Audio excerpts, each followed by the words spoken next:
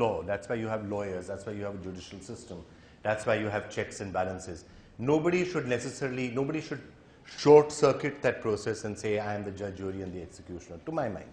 I think that's another slightly wrong and a slightly dangerous trend that has to be watched towards.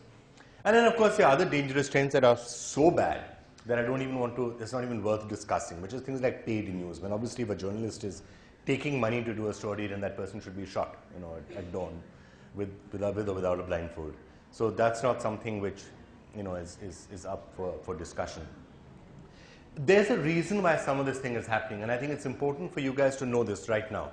If you're thinking at all about a career in journalism, you should also understand a bit about why this is happening.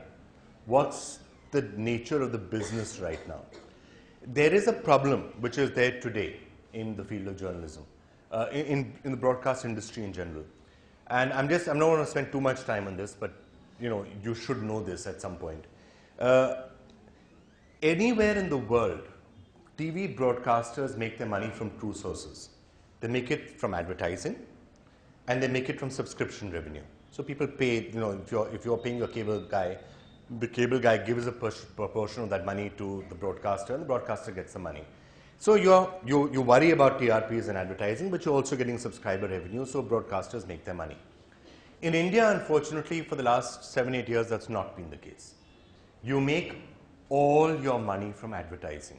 And instead of broadcasters getting money from cable operators, they pay cable operators to carry the channels. It's called carriage fees. And as a result, you have to pay 130% of your costs from advertising.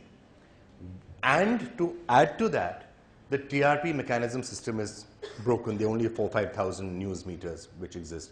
And they are in a certain set of houses.